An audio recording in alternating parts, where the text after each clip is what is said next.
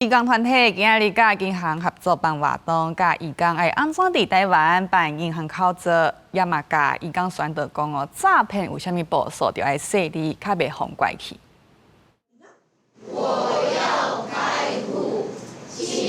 透過商業方式，甲在場的印尼移工熟悉安怎佇台灣的銀行開戶，也閣有匯款。為了協助移工提升金融使用能力，移工團體甲銀行合作，舉辦印尼移工銀行體驗挑戰賽，先互因分享頭一擺加入銀行的心情。深入了解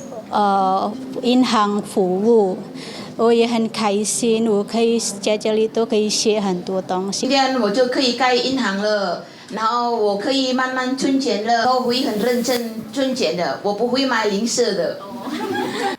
台灣的移工人數超過85萬人，尤其印尼人上濟，因為不時傳出移工為着省匯款轉厝的匯損，透過地下匯兌匯款，所扣人詐騙的代誌。移工團體透過實際體驗開戶，加強防止詐騙的宣傳，加強移工的金融能力。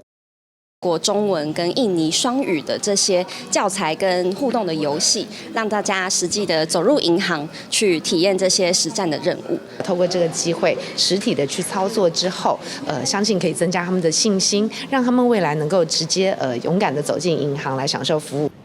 根據金管會資料，移工合法匯錢的管道，除了去銀行匯錢，嘛當委託中介公司去銀行辦理代結匯的申報匯款，也是透過提供移工各項小額匯錢業務的機構辦理。